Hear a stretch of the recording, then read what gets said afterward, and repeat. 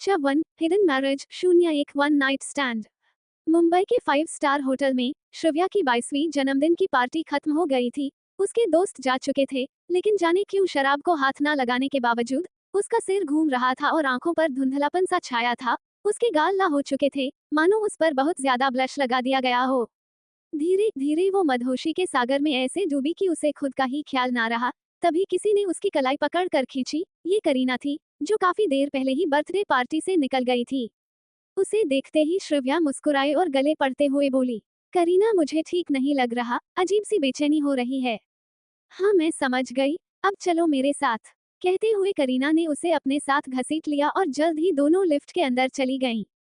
Lift से 8वीं मंजिल पर पहुंचने के बाद करीना ने श्रव्या का हाथ और कसकर पकड़ लिया और यह निश्चय किया कि वह भाग ना पाए। आगे बढ़ते हुए उसने मन ही मन सोचा, तुम्हें वरुण के साथ एक सुखी जिंदगी बिताने नहीं दूंगी श्रव्या, मैं तुम्हें बर्बाद करने के लिए आई हूँ। सोचने के बाद उसने श्रव्या को गलियारे के अंत में एक कमरे की ओर खींचा, जहाँ एक वेटर ने अभी अभी रूम सर्विस दी थी और जाने ही वाला था। उस वेटर को दरवाजा बंद करता देख करीना ने उसे रोका। अरे प्लीज दरवाजा खुला छोड़ दो, मेरा दोस्त इस कमरे में है, मैं उससे मिलने जा रही हूँ। बिना किसी संदेह के वेटर ने पहिए वाले डाइनिंग टेबल को धक्का दिया और चला गया। करीना ने पीछे से बाथटॉवल पहने एक लंबे आदमी को देखा, जो बता रहा था कि वह अभी अभी नहाकर आया है। उसे देख करीना के होंठों पर मुस्कान छा गई। तुम्हारे लिए एक जवान आदमी ठीक रहेगा। इसके अगले ही पल उसने बिना किसी हिचकिचाहट के श्रव्या को जोर से कमरे में धकेल दिया और तेजी से दरवाजा बंद कर दिया। जिसके बाद उसने अपना सिर ऊपर उठाकर कैमरा की तलाश की, किंतु सौभाग्य से वहां कैमरे इस बड़ी ही जगह पर जहां से कुछ भी रिकॉर्ड नहीं हो सकता था। ये देख वो अपने किस्मत पर इठलाई और लहराते लंबे बालों को ठीक करने के बाद दूसरे कमरे की ओर चली गई, जैसे कुछ हुआ ही न हो। मंद प्रकाश वाले कमरे में श्रव्या ने चकित होकर एक आदमी को देखा, जिसका चेहरा नजर नहीं आ रहा था, किंतु वो लंबा चौड़ा प्रतीत हो रहा था। आदमी थोड़ा आगे बढ़ा तो झूमर से निकली रोशनी उसके आंखों पर पड़ी। उसकी ओर देखते हुए वह ये सोचकर कांप उठी कि उसकी आंखें कितनी कठोर और गहरी थीं। हालांकि उसकी असहजता ने उसके विचारों और डर को मार डाला। वह लड़खड़ाती हुई फर्श से उठकर खड़ी हुई और उसके पास चली गई। वो उस अनजान आदमी से कुछ चाहती थी, लेकिन उसे भी नहीं पता था कि वास्तव उसे में क्या चाहिए। अचानक उस आदमी की तरफ से एक कर्कश आवाज आई, बाहर निकलो। श्रव्या रुक गई। वो उससे 3 मीटर को दूरी पर थी, इसलिए वो अनजान शख्स अपने कमरे में अचानक प्रकट हुई इस लड़की को आसानी से देख सकता था। उसने अपने लंबे काले बालों को एक खूबसूरत और विस्तृत चोटी में बांधा था, जो उसकी शान और शालीनता को दर्शाता था। सफेद रंग की लॉन्ग स्लिम ड्रेस में उसका बदन बेहद आकर्षक नजर आ रहा था। उसकी कमर इतनी पतली थी कि वो उसे अपने एक हाथ से पकड़कर आसानी से उठा सकता था। ड्रेस का निचला किनारा छोटे चमकते हीरों से सजा हुआ था, जिससे दाहिनी ओर उसका लंबा गोरा पैर दिख रहा था। हीरे जड़ित 4 सेमी की पतली हील्स वाली सैंडल उसके सुखद, स्पष्टवादी और ईमानदार व्यक्तित्व को प्रदर्शित करती है।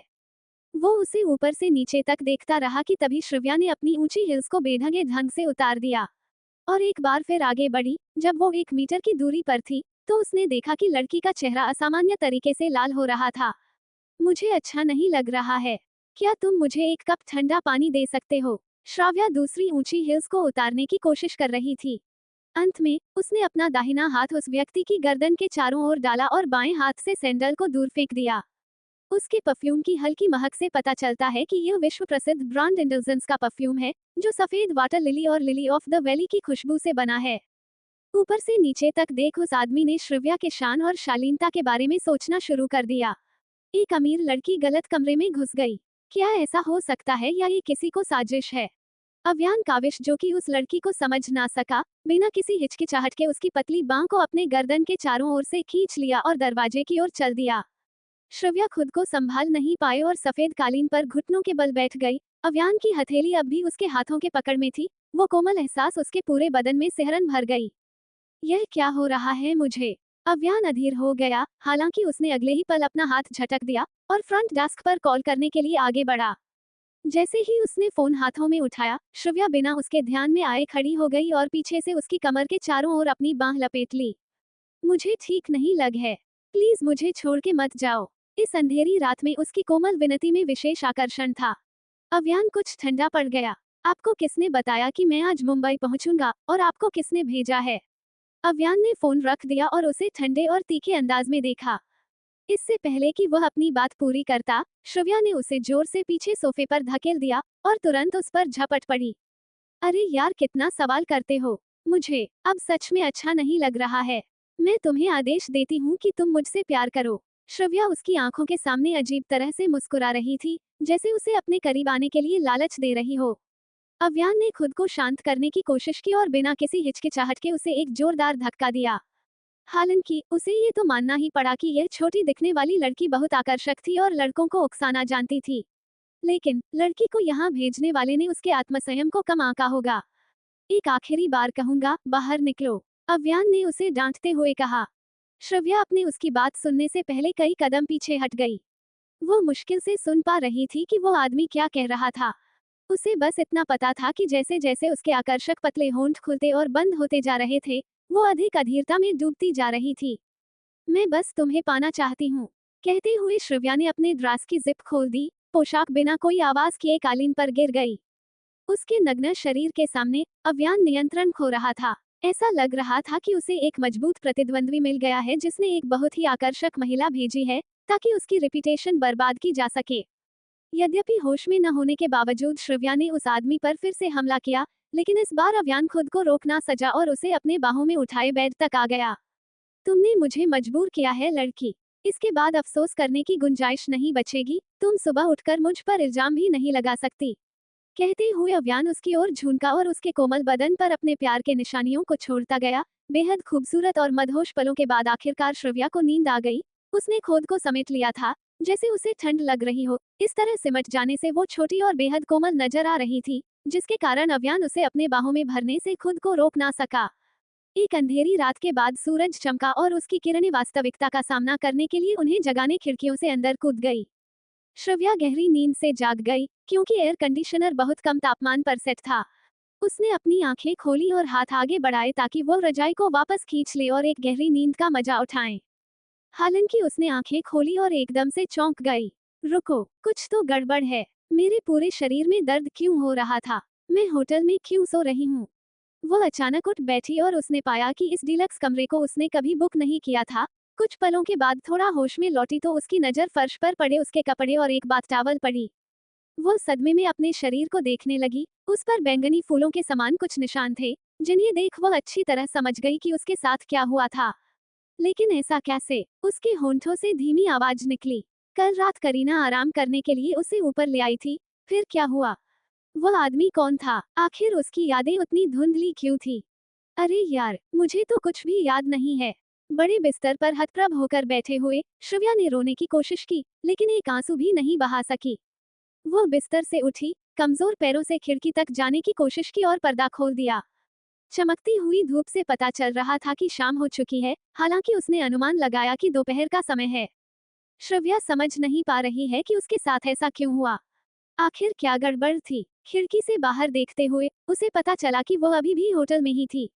बाहर हवा चल रही थी जिससे पर्दा हिल रहा था और फूलों की खुशबू आ रही थी। गुलाबी पर्दा हवा में लहरा रहते हुए बहुत खूबसूरत लग रहा था, लेकिन उसे सुंदर दृश्य की सराहना करने की कोई इच्छा नहीं थी। उसे कुछ भी पता नहीं था। उसने अपनी दुखती हुई भौं को रगड़ा और आह भरी।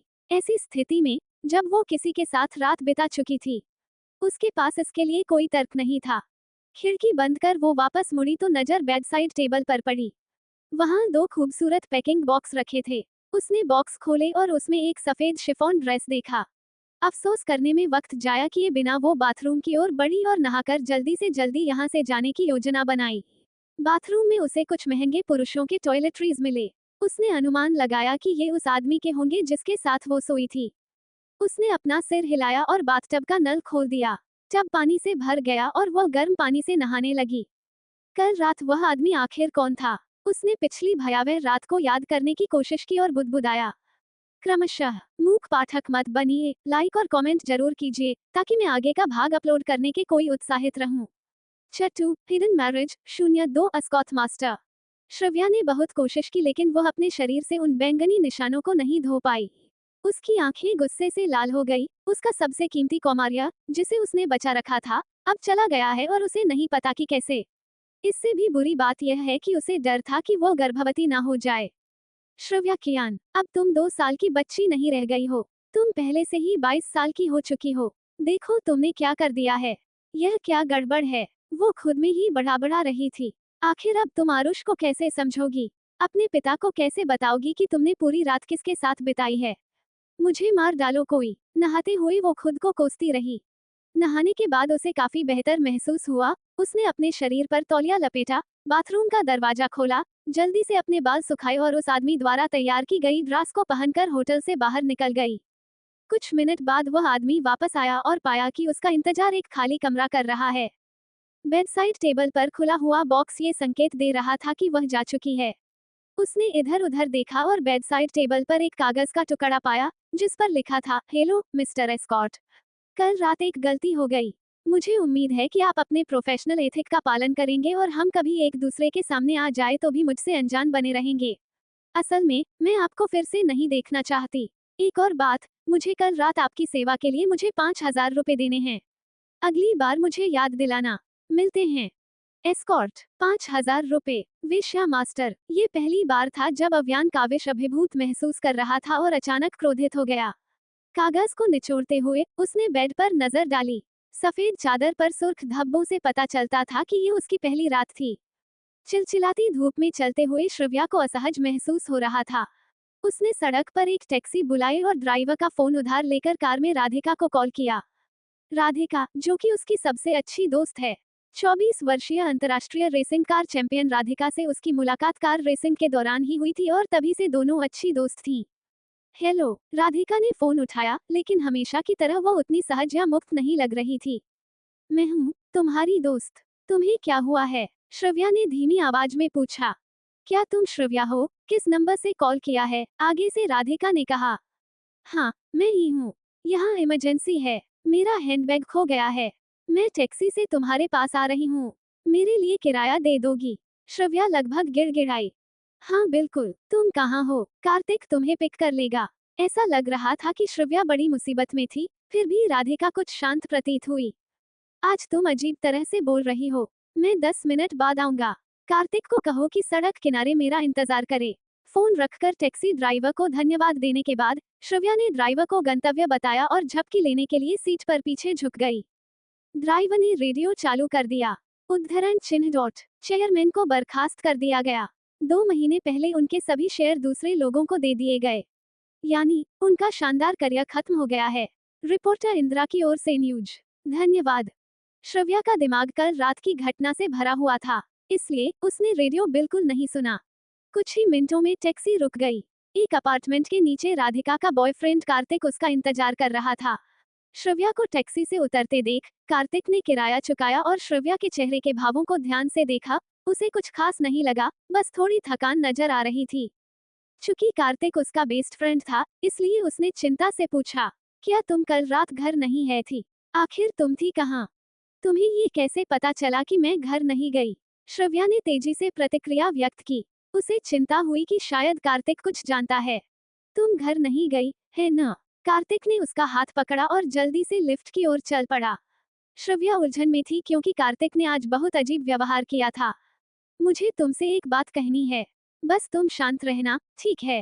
कार्तिक कुछ कश्मकश में दिखा। लिफ्ट से उतरने के बाद कमरे के ओर बढ़ते हुए उसने वहीं से कहा, मैं तुम्हें एक वीडियो दिखाऊंगा, तुम शांत रहना, ठीक है? कार्तिक, ये किस तरह का वीडियो है जो तुम्हें इतना गंभीर बना रहा है? श्रव्या कुछ घबरा गई। कार्तिक हमेशा चीजों को सहजता से लेता था, वह शायद ही कभी उसने इस तरह का व्यवहार किया था। क्या उस आदमी ने कल रात जो कुछ किया उसका वीडियो ऑनलाइन पोस्ट किया है? मुझे नहीं पता कि कल रात क्या हुआ था। कैसे? श्रव्या ने कार्तिक को निराश भाव से देखा। उसका एक आदमी के साथ सोना अब पूरे शहर में चर्चा का विषय बन गया है। ये कितना शर्मनाक था। अजीब सी कल्पना श्रव्या के दिमाग पर कब्जा करने लगी थी। कार्तिक कुछ समझ ना सका, इसलिए उसे सीधे कंप्यूटर के पास ले गया और वो वीडियो खोला। वीडियो में पत्रकारों की भीड़ हाथ में माइक्रोफोन पकड़े हुए दिख रही थी। वीडियो होटल से अलग जगह पर लिया गया था, जिससे उसकी कल्पना रुक गई। उसने राहत की सांस ली ही थी कि तभी उसे एहसास हुआ कि वो उसके पिता की कंपनी थी जो वीडियो में दिखाई दे रही थी। क्या कल रात जो कुछ भी उसके और उस आदमी के बीच हुआ वो खबर उसके पिता तक पहुंच गई और रिपोर्ट उसके पिता से सवाल करने पहुंच गए। नमस्ते मेरे प्यारे नेटिजन्स, मैं एनडी न्यूज से अमन हूँ। मुझे एक गुप्त सूचना मिली है कि कियांग ग्रुप के सीईओ रिश्वतखोरी, सार्वजनिक धन का गबन, शेयरों की बिक्री और मनी लॉन्ड्रिंग करते हैं। अब आइए इसकी जांच करने के लिए उनसे सवाल करते हैं। वीडियो में खड़ी रिपोर्ट ने गंभीरता से कहा, पापा, रिश्वतखोरी, सार्वजनिक धन का गबन, शेयरों की बिक्री, मनी लॉन्ड्रिंग, बकवास, ये बिल्कुल पॉसिबल नहीं है। डैड ईमानदार, सच्चे और अच्छे हैं। वह ऐसा कभी नहीं करेंगे। श्रव्या घबराहट से कार्तिक की ओर ताकने लगी। शांत हो जाओ, यह अभी खत्म नहीं हुआ है।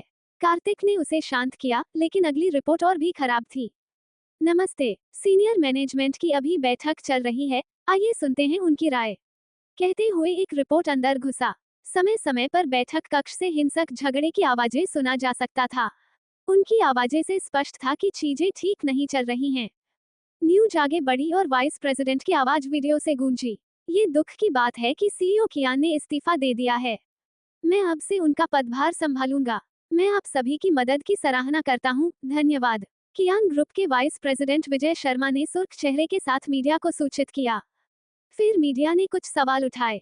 ये सब सुन श्रव्या अचानक से रो पड़ी। दशकों से उसके पिता ने अपनी सारी ऊर्जा कंपनी को समर्पित कर दी थी, और आज उनकी कंपनी उनसे छीन ली गई, वो भी उनके अपने दोस्त के जरिए, जिनके बेटे के साथ वो बड़ी हुई थी और एक प्रेम भरे रिश्ते में थी। काफी सोचने के बाद वो संभली। मुझे कंपनी में ले चलो, उसने धीरे से कहा। कार्तिक ने बिना कुछ कहे कंप्यूटर बंद कर दिया, अपनी मोटरसाइकिल की चाबी लेकर पार्किंग गैराज की ओर बढ़ गया। श्रव्या उसकी ओर भागी और जल्दी से मोटरसाइकिल पर बैठ गई। मौसम काफी गर्म था। जब वे कंपनी में पहुंचे तो श्रव्या को लगा कि उसकी त्वचा जल गई है। कियान ग्रुप के हॉल में प्रवेश करने के बाद उसे ठंडी हवा से घिरा होने के कारण बेहतर महसूस हुआ। पहली मंजिल पर लॉबी खाली थी। श्रव्या लिफ्ट से सीधे 28वीं मंजिल पर पहुंची, जहां प्रेसिडेंट ऑफिस स्थित था। जैसे ही वह लिफ्ट से उतरी, उसने अपने बॉयफ्रेंड वरुण को मीडिया को सूचित करते हुए सुना, मैं जल्द ही एसएम ग्रुप के सीईओ की बेटी मिस करीना मलिक से सगाई करने जा रही हूँ, आप सभी को आना होगा। Thank you. वह जल्द ही मिस करीना से सगाई करने जा रहा है। एसएम ग्रुप के सीईओ की बेटी करीना मलिक, मेरी दोस्त। श्रव्या के शब्द कई टुकड़ों में टूट गए और शायद हिम्मत भी। श्रव्या पर एक और बम गिराया गया। उसके पीछे खड़ा कार्तिक उन शब्दों को सुनकर क्रोधित हो गई और उसे पीटने का इरादे से आगे बढ़ा, लेकिन श्रव्या ने उसके कपड़े के किनारे को जोर से खींचा और अपना सिर हिलाया, क्योंकि वह सुनना चाहती थी कि उसका बॉयफ्रेंड वरुण आगे क्या कह रहा है। मिस्टर वरुण, ऐसा कहा जा रहा है कि आप मिस्टर कियान की बेटी श्रव्या को डेट कर रहे हैं, लेकिन अब अचानक करीना मलिक से सगाई, क्या आप इसे समझा सकते हैं? हाँ, मैं उससे डेटिंग कर रहा था, लेकिन हमें अलग हुए काफी समय हो गया है। वरुण ने मीडिया को जवाब देते हुए चेहरे पर एक समान सौम्य भाव और नर्म लहजे रखा। हालांकि उसने जो कहा वह श्रव्या के दिल में एक तेज चाकू की तरह चुभ गया। उसे अचानक याद आया कि वरुण द्वारा उसे दी गई वाइन का गिलास पीने के तुरंत बाद उसे असहज महसूस हुआ था, और यह करीना ही था जो उसे ऊपर एक अनजान कमरे में ले गई था। हा हा हा, पीछे से व्यंग्य की आवाज आई, जो इतनी तेज थी कि हॉल में मौजूद हर कोई इसे सुन सकता था। जब रिपोर्टरों ने वरुण का क्लोज अप लिया, सभी ने उत्सुकता से पीछे देखा और पाया कि जो लड़की जोर से हंस रही थी, वो परिचित लग रही थी। श्रव्या कियान, वो प्रिंसेस कियान है, मिस्टर कियान की प्यारी बेटी। एक अनुभवी रिपोर्टर ने श्रव्या को पहचान लिया। तभी सभी रिपोर्टर उसके पास दौड़े और उसे घेर कर खड़े हो गए। श्रव्या को देखकर वरुण का चेहरा फिंका पड़ गया। वह यहाँ कंपनी में क्यों है? रेड वाइन पीने के बाद वह कहाँ थी? वरुण उससे बिल्कुल भी प्यार नहीं करता, उसे बस उसका शरीर चाहिए, और वह कल रात उसे पाने के बहुत करीब था। लेकिन पता नहीं वो अचानक कहाँ गायब हो गई थी, जिसका अफसोस उसे अंदर ही अंदर खाए जा रहा था। मिस कियान, आप क्यों हंस रही हैं? मिस कियान, क्या आप मिस्टर कियान के बारे में कुछ जानती हैं? आपने जनरल मैनेजर वरुण से रिश्ता क्यों तोड़ लिया? पत्रकार लगातार सवाल पूछते रहे। श्रव्या ने कुछ नहीं कहा और बस वरुण का नाखुश चेहरा देखती रही। उसकी आंखों में प्यारा की जगह आज दुश्मनी थी। उसने कोई स्पष्टीकरण नहीं दिया, किंतु क्या वह ये निष्कर्ष निकाल सकती थी कि वरुण और उसके पिता ने मिलकर उसके पापा की कंपनी को लूट लिया था और उसे छोड़कर उसी के फ्रेंड से सगाई करने जा रहा था। क्रमशः आलसी पाठक मत बनिए, थोड़ी फुर्ती लाइए और कमेंट कीजिए। छतरी, हिडन मैरिज, 03 चीटिंग। वो किसी और पर दोष नहीं लगा सकती थी, क्योंकि कार्तिक ने उसे कई बार चेतावनी दी थी कि वरुण अच्छे इरादों वाला इंसान नहीं है। वो उसे इस्तेमाल कर रहा, लेकिन उसने कार्तिक के सलाह को नजरअंदाज कर दिया था। तुम लोग क्या जानना चाहते हो? मैं तुम्हें बताऊं कि हमारा ब्रेकअप क्यों हुआ? अच्छा, क्या तुम जानते हो कि मैंने वरुण शर्मा को क्या निकनेम दिया है? 30 सेकंड वरुण। हाँ, वो बिस्तर पर कम समय तक टिकता है, वो सदोम के सेब की तरह है। अंदर से बिल्कुल खोखला, इसलिए मैंने उससे रिश्ता खत्म कर दिया। उसने मुझसे प्यार का दिखावा किया ताकि मेरे पिता को फंसा सके और उनकी कंपनी पर कब्जा कर ले। श्रव्या की बात खत्म होने के कुछ सेकंड बाद ही सभी चुप हो गए। वरुण ने उसे उतरे हुए चेहरे के साथ देखा। श्रव्या ने जो कहा उसका 1/3 हिस्सा सच था, लेकिन उसने उसे 30 करोड़ कहने की हिम्मत कैसे की? वे 3 साल से साथ थे, पर उनका रिश्ता कभी आगे बढ़ा ही नहीं था। फिर वो भरी महफिल में ऐसा कैसे कह सकती है? श्रव्या, मैं समझता हूँ कि तुम अभी कैसा महसूस कर रही हो। फिर भी तुम इस तरह की बातें बनाकर मुझे बदनाम कर रही हो। अंकल कियान के खिलाफ सबूत पेश किए गए हैं। मेरे डैड और कंपनी के बाकी मेंबर्स भी तुम्हारे डैड से नाखुश है और वैसे भी। कहते हुए वरुण ने अपना मूड ठीक किया और अपनी कोमल आवाज फिर से शुरू की। लेकिन इससे पहले कि वह अपनी बात पूरी कर पाता, श्रव्या वरुण की मदद से सीधे प्रेसिडेंट ऑफिस में चली गई। ऐसे में पत्रकारों को फिर से वरुण पर ध्यान केंद्रित करना पड़ा। कार्तिक दफ्तर के अंदर नहीं गया। इसके बजाय वे बाहर ही इंतजार करने लगे। श्रव्या ने धीरे से दरवाजा धकेला और ऑफिस में चली गई। उसके पापा कुर्सी पर बैठे अपने माथे को दाहिने हाथ से पकड़े हुए थे और बेहद परेशान प्रतीत हो रहे थे। पापा, श्रव्या ने धीरे से उन्हें पुकारा। श्रव्या, तुम आ गई। मिस्टर कियान मुस्कुराए, जिससे श्रव्या की आंखों में आंसू आ गए, क्योंकि उसकी मुस्कुराहट इतना नकली था कि वह रोने से भी अधिक बदसूरत लग रहा था। पापा, उदास मत होइए।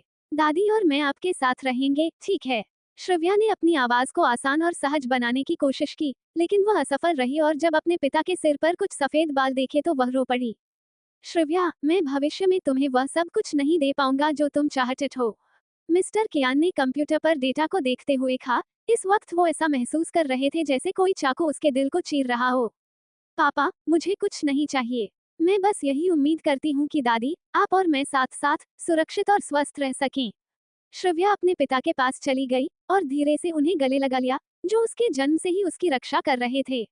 अपनी समझदार बेटी को देखकर मिस्टर कियान को बहुत अच्छा लगा और उन्होंने उसने हाथ से उसकी पीठ थपथपाई और सामान पैक करने को कहा।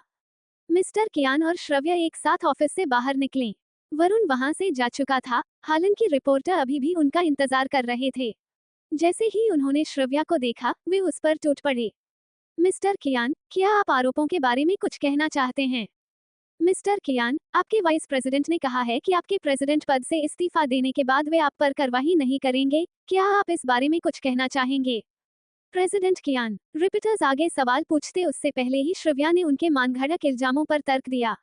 आप मेरे पिता को ऐसी बातें स्वीकार करने के लिए क्यों मजबूर कर रहे हैं जो उन्होंने कभी की ही नहीं? उन्हें उन नीच लोगों ने फंसाया है। किसी दिन मेरे पिता की बेगुनाही साबित करने वाले सबूत मिल जाएंगे और तब मैं सारा सच सामने ले आऊंगी। रिपोर्ट ने उत्सुकता के साथ पूछा।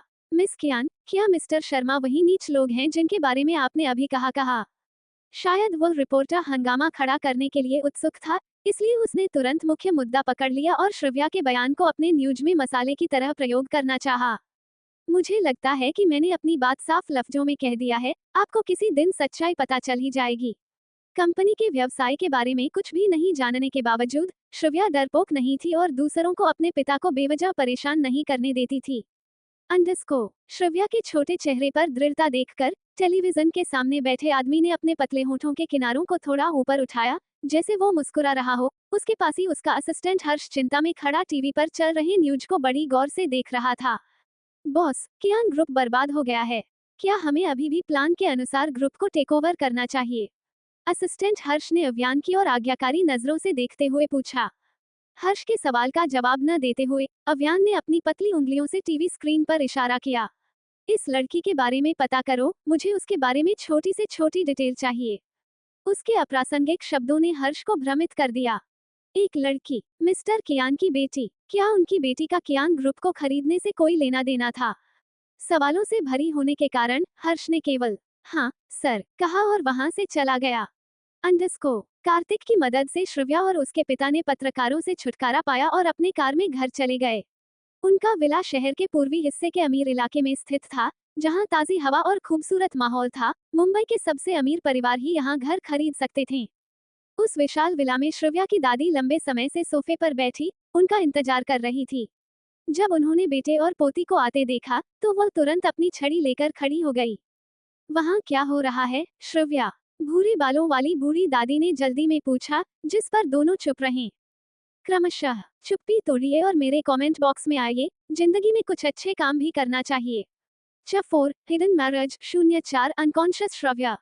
मिस्टर कियान ने अपना मुंह खोला लेकिन कुछ भी ना बोल सका, क्योंकि वह इतनी बुढ़ापे में अपनी मां को चोट नहीं पहुंचाना चाहता था। दादी, आप चिंता न करें, श्रव्या ने अपनी दादी को समझाया, हालांकि उसे समझ नहीं आ रहा था कि वो उन्हें कैसे सांत्वना दे। मैं इसके बारे में चिंता क्यों नहीं कर सकती? आज कई चैनलों पर खबर दी गई है। वहाँ क्या चल रहा है, मुझे अभी बताओ। हालांकि दादी अब बूढ़ी हो गई थी, लेकिन जब वह जवान थी तो बिजनेस पर हावी रहती थी। चेहरे पर गंभीर भाव के साथ उसने वॉकिंग स्टिक से जमीन पर वार किया, जिससे श्रव्या और मिस्टर कियान का दिल जोर से धड़कने लगा। माँ, प्लीज नाराज मत होइए, अपना ख्याल रखिए। आपको को दिल की बीमारी है और आपको नाराज नहीं होना चाहिए। इससे पहले कि मिस्टर कियान अपनी बात पूरी नहीं कर पाते, दादी उर्मिला ने उन्हें बीच में ही टोक दिया। चुप रहो, मैं अपनी शारीरिक स्थिति जानती हूँ। दादी उर्मिला के गुस्से से डरकर मिस्टर कियान ने कहा, आप जानती है, मैंने अपनी कंपनी खो दी है। वह दशकों से जीवित है, लेकिन उसके सबसे करीबी दोस्त ने ही उसे धोखा दिया, जिस पर उसने इतना भरोसा किया था। क्यों? क्या तुमने सच में कोई अपराध किया है, या तुम्हें धोखा दिया गया है? दादी उर्मिला को पूरा यकीन था कि उसका बेटा कभी भी कोई गलत काम नहीं करेगा। हालांकि वह ये नहीं समझ पाई कि ऐसा क्यों हुआ। मैंने कोई अपराध नहीं किया, उन लोगों ने मुझे धोखा दिया। विजय शर्मा और वरुण शर्मा दोनों नंबर 1 के धोखेबाज हैं। कहते हुए मिस्टर कियान याद सोफे पर बैठ गए और उनकी स्मृतियां ने 20 साल पहले खींच ले गई। 20 साल से भी ज्यादा समय पहले वे एक दूसरे को सगे भाई मानते थे। हालांकि वे उसी समय एक महिला से प्यार करते थे, अमृता, जो कि श्रव्या की मां भी थी। 10 पहले वो एक हादसे में गुजर गई, लेकिन वो अब भी जानता था कि विजय शर्मा अमृता से प्यार किया करता था और आज ये धोखा उसी अधूरे प्यार का नतीजा था। दूसरी ओर अचानक बूढ़ी दादी उर्मिला की सांस फूल गई, वह बेहोश होकर फर्श पर गिरी। माँ, मिस्टर कियान उनकी ओर भागे। दादी, श्रव्या अपनी दादी के चेहरे को छूटी हुए होश में लाने की कोशिश करने लगी। शाम 5 बजे दादी उर्मिला को दिल का दौरा पड़ने के कारण अस्पताल भेजा गया। ऑपरेशन विफल रहा। उस रात 8 बजे दादी उर्मिला होश में आई और अपने बेटे और पोती को देखते हुए चल बसी। उनकी मृत्यु से पूरा मुंबई सदमे में आ गया, क्योंकि शुरुआत से ही उनका बिजनेस वर्ल्ड पर बहुत प्रभाव रहा था। साथ ही जब वह जवान थी तो कई पुरुषों के सपनों की प्रेमिका भी हुआ करती थी। उनके कई पुराने मित्र शोक प्रकट करने के लिए अंतिम संस्कार में शामिल हुए, जबकि मिस्टर कियान के साथ अच्छे संबंध रखने वाले कई अन्य लोग अंतिम संस्कार में शामिल नहीं हुए, बल्कि उन्होंने अंतिम संस्कार के लिए पुष्पमालाएं भेज दी। विजय शर्मा और उसका बेटा भी अंतिम संस्कार में आए थे, जिससे मिस्टर कियान क्रोधित हो गए और नियंत्रण खो बैठे। इसलिए श्रव्या ने गार्डों को बुलाकर उन दोनों को बाहर निकालने का आदेश दिया। इस घटना को समाचार मीडिया ने लंबे समय तक कवर किया। कई लोगों ने निष्कर्ष निकाला कि मिस्टर कियान को विजय शर्मा के साथ दोस्ती करने में असफलता मिली और वह अपनी कंपनी को उनसे बचाने में बहुत कमजोर साबित हुए। अंतिम संस्कार के बाद अदालत ने कियान फैमिली के कीमती सामान को नीलामी के लिए रख दिया ताकि उसके भारी कर्ज को चुकाया जा सके, साथ ही उसके विला को भी सील कर दिया गया। मिस्टर कियान अपनी बेटी श्रव्या कियान के लिए एक नोट छोड़ने के बाद गायब हो गए। कोई नहीं जानता कि वह कहाँ गए, वह जीवित है या मर चुके हैं। नोट हाथ में लिए श्रव्या एक सूटकेस के साथ बारिश में खड़ी थी, उसका चेहरा चिपचिपा और उलझन में था। क्या यह उसका सपना है?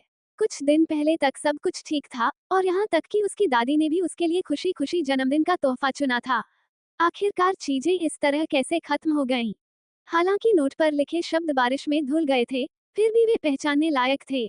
श्रव्या ने कई बार नोट की जांच की क्योंकि उसे अपनी आंखों पर यकीन नहीं हो रहा था। श्रव्या, तुम्हारी माँ और मैंने तुम्हें 22 साल पहले एक नदी के किनारे पाया था और तुम्हें घर ले आए थे। अब मेरे पास कुछ भी नहीं है। तुम्हें अपने बायोलॉजिकल माता पिता को खोजने जाना चाहिए। अलविदा, मेरी राजकुमारी। नोट पढ़ते हुए वो सड़क पर उकड़ू होकर बैठ गई और जोर से चिल्लाई, दादी, पापा और मम्मी, मैं तुमसे नफरत करती हूँ। तुम सबने मुझे अकेला क्यों छोड़ दिया? मुझे आप सब की बहुत याद आ रही है। विजय शर्मा, वरुण शर्मा और करीना मलिक, मैं तुम सबसे बहुत नफरत करती हूँ। तुम सब ने मुझे धोखा क्यों दिया? कहते हुए वो अचानक रुकी और उसे वह रात याद आया, और एक बार फिर वह रो पड़ी। वह आदमी भी, जिसे मैं नहीं जानती, उससे भी नफरत है। बारिश तेज होती जा रही थी। श्रव्या शारीरिक और मानसिक पीड़ा दोनों को सहन नहीं कर सकी और वहीं बेहोश होकर गिर गई। उसके बेहोश होने के बाद एक लिमिटेड एडिशन कार उसके पास आकर रुकी। कार का दरवाजा खुला और सेक्रेटरी हर्ष ने बाहर निकलकर छाता लगाया और कार का पिछला दरवाजा खोला। एकदम चमचमाते चमड़े के जूते पहने एक आदमी कार से उतरा और श्रव्या को अपनी बाहों में उठाया। फिर कार अस्पताल की ओर चल पड़ी। प्राइवेट अस्पताल के एक लग्जरी वीआईपी वार्ड में आंखें खोलने के बाद श्रव्या ने मंद रोशनी वाला एक झूमर देखा। उसे अपने बाएं हाथ पर कुछ महसूस हुआ। आंखें घुमाकर उसने अपने हाथ को देखा। ठंडा तरल उसके बाएं हाथ से धीरे धीरे उसके शरीर में जा रहा था। किंतु सवाल ये था कि वह थी कहाँ। तुम जाग गई हो, एक ठंडी आवाज सुनकर उसे सिहरन हुई। उसने बैठने की कोशिश की, लेकिन वह असफल रही। कमजोरी के कारण उसमें हिम्मत नहीं आई, इसलिए उसने जल्द ही हार मान ली।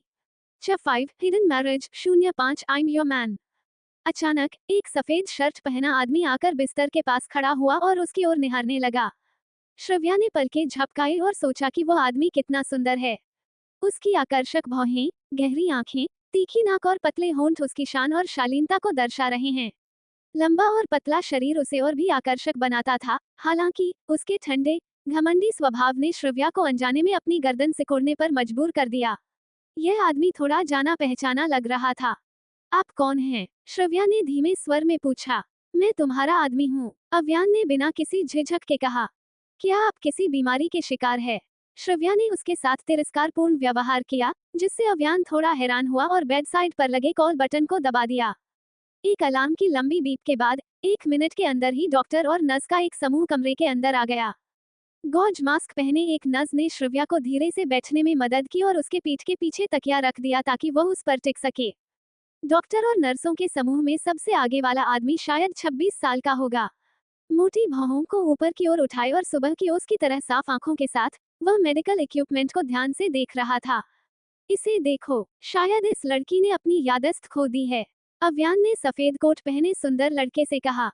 26 वर्षीय डॉक्टर रेहान एक माहिर डॉक्टर था। वो अक्सर बीमार लोगों की सेवा करता था, पर उनसे पैसे निकालना उसे बेहद मनोरंजक काम लगता था। हॉस्पिटल के चीफ डॉक्टर के बेटे होने के कारण उसे हर कोई इज्जत देता था।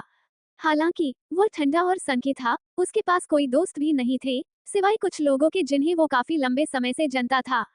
मैं कर चुका हूँ, वो बिल्कुल ठीक है और आप बार बार उस तरह अलार्म बजाकर हमें नहीं बुला सकते। हॉस्पिटल में और भी पेशेंट है जिन्हें हमारी जरूरत है। डॉक्टर रेहान ने अपनी आंखें चिकित्सा उपकरणों से हटा ली और जब उसने देखा कि श्रव्या उसे कोमल निगाहों से देखते हुए आहें भर रही है तो वह भौंचक्का रह गया। पैंट की जेबों में हाथ डाले अव्यान ने उनके नैन मटके को तोड़ते हुए बोला, मैं समझ गया, आप जा सकते हैं डॉक्टर। डॉक्टर रेहान ने एक नजर श्रव्या को देखा और सिर हिलाते हुए अपने टीम के साथ चला गया। उसके जाने से वार्ड में सन्नाटा छा गया। श्रव्या को शांत देख अव्यान लैपटॉप में दस्तावेज जांचने के लिए डेस्क पर वापस चला गया। अरे, तुम वहां वापस क्यों गए? श्रव्या तपाक से बोली, जाओ ना, तुम्हारा घर नहीं है क्या? क्या मुझसे ही छिपके रहोगे? मैं बता देती हूँ कि तुम मुझसे हॉस्पिटल लेकर आए थे, मैंने ऐसा करने को नहीं चाहा था, इसलिए बिल नहीं भरूंगी मैं, बिल देते हुए जाना यहाँ से। वो आगे भी बोलना चाहती थी, लेकिन अचानक कुछ सोचकर रुक गई। अव्यान बिना कुछ बोले बस उसे देख रहा था। श्रव्या ने सीने पर हाथ बांधे और संदेह के साथ फिर से बोली, मुझे क्या हुआ था? क्या तुमने मेरे साथ कुछ किया और अच्छा बनने के लिए यहाँ ले आए? मुझे अच्छे से याद है मैं सड़क पर थी।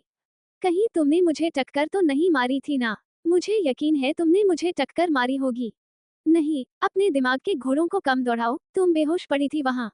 अव्यान ने उसे एक सरल उत्तर दिया और फिर से अपने लैपटॉप पर ध्यान केंद्रित करने लगा। अगर ऐसा है तो थैंक यू, वैसे मैं अस्पताल से कब छुट्टी ले सकता हूँ?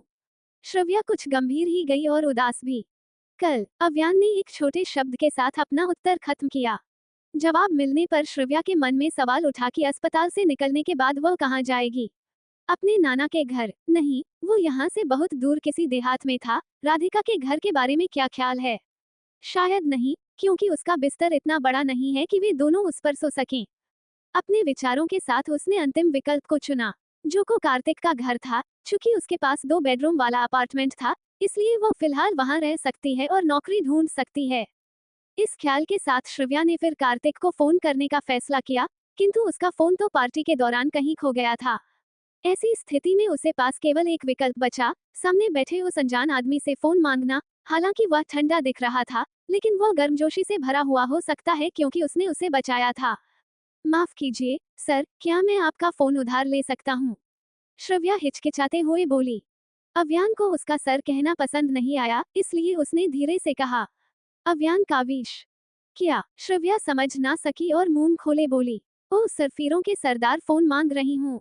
वो अपने बातों से इतना शोर मचा रही थी कि अव्यान अपने काम पर ध्यान नहीं दे पा रहा था। इसलिए उसने अपना लैपटॉप बंद कर दिया और उसे एक बार फिर अपना नाम बताया। अव्यान काविश नाम है मेरा। तो मैं क्या करूं? तुम्हारा नाम बैगन हो या भिंडी हो, मुझे उसे क्या। अपने नाम पर लटके मत रहो, इतना भी कोई खास नाम नहीं है। श्रव्या ने उसमें कोई दिलचस्पी नहीं ली, उसने उसे इस तरह अनदेखा किया जैसे वो मिस्टर इंडिया हो। उसकी बात सुन अव्यान का चेहरा पहले से अधिक जम गया और भौहें बहुत कसकर सिकुड़ गईं, उसकी तीखे नाक पर गुस्सा उतर आया। जिसके अगले ही पल उसने बड़े कदम उठाए और एक दो कदम में ही श्रव्या तक पहुंच गया। लड़की, ध्यान से सुनो कि तुम्हारे आदमी का नाम अव्यान काविश है। अगर तुम इसे सही से नहीं बोल पा रही तो क्या मैं तुम्हें राइटिंग और स्पेलिंग सिखाऊं? अव्यान अपने दांत पीसते हुए बिस्तर पर झुका और श्रव्या के बेहद करीब हो गया। तुम बहुत अजीब हो, क्या तुम मुझे जानते हो? तुम मेरे आदमी कैसे हो सकते हो? उसकी नजदीकियों पर झेपती श्रव्या थोड़ी क्रोधित हो गई, उसे समझ नहीं आया कि आखिर उसके सामने खड़ा अजनबी बार बार उसका आदमी होने का दावा क्यों कर रहा था, जबकि उसे अपने बारे में सब कुछ याद था। बेहोश होने से पहले की सारी बातें उसे याद थी, इसलिए वो शख्स उसे गुमराह नहीं कर सकता था। प्लीज लाइक और शेयर करें। क्रमशः 6 हिडन मैरिज 06 कंट्रैक्ट मैरिज। देखिए मिस्टर विश, मैं आपको नहीं जानती और आप अपने दिमाग का इलाज करवा लीजिए प्लीज। होंठों को बिचकाए उसने फिर से कहा और अपना मुंह फेरकर खिड़की से बाहर देखने लगी। तभी अव्यान ने गंभीर आवाज में कहना शुरू किया, तो तुम्हारा दावा है कि मैं तुम्हारा आदमी नहीं हूँ और तुम मुझे नहीं जानती।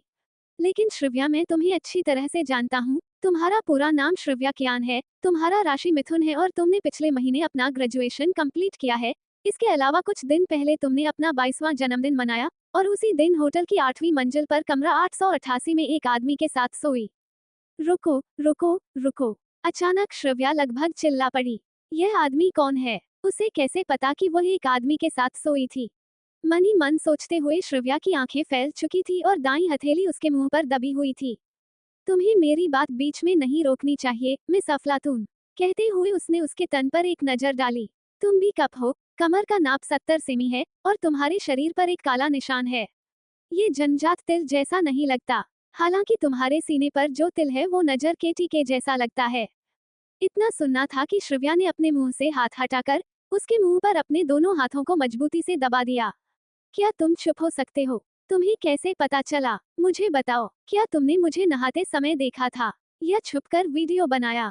कहते हुए उसने अव्यान को घूर कर देखा, जो भाव भंगिमाओं से परे बहुत प्यारा लग रहा था।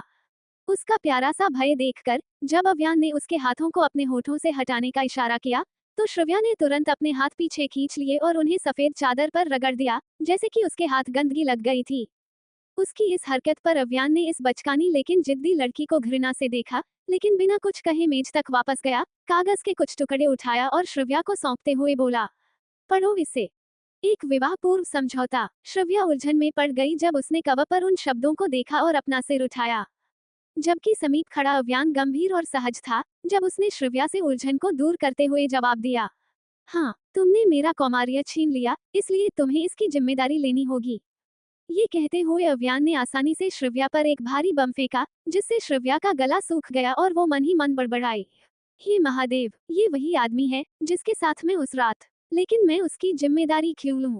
इसकी हिम्मत तो देखो, कह रहा है मैंने उसका कौमार्य छीन लिया। सोचते हुए वो गुस्से में एकदम से चिल्लाई, तुमने मेरी लाइनें चुरा ली है मिस्टर, ये मुझे कहना चाहिए था।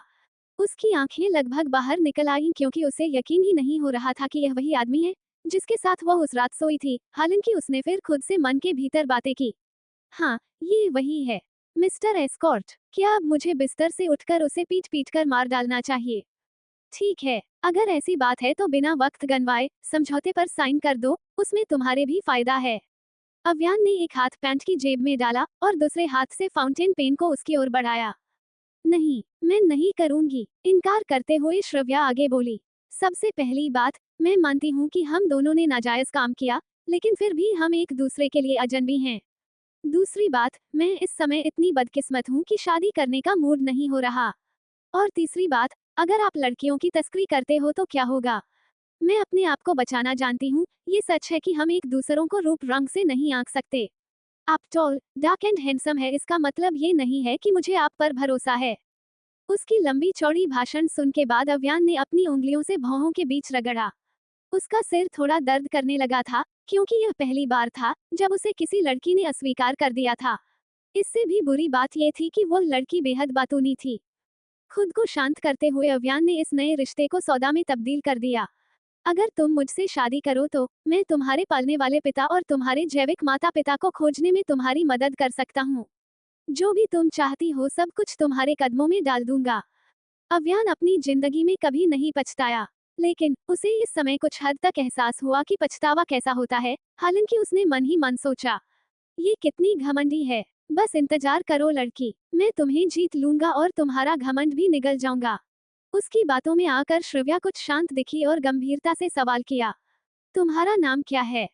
तुमने कमाल कर दिया है लड़की, मैं पहली बार किसी को अपना नाम इतनी बार बता रहा हूँ। तुमने नया रिकॉर्ड बनाया है।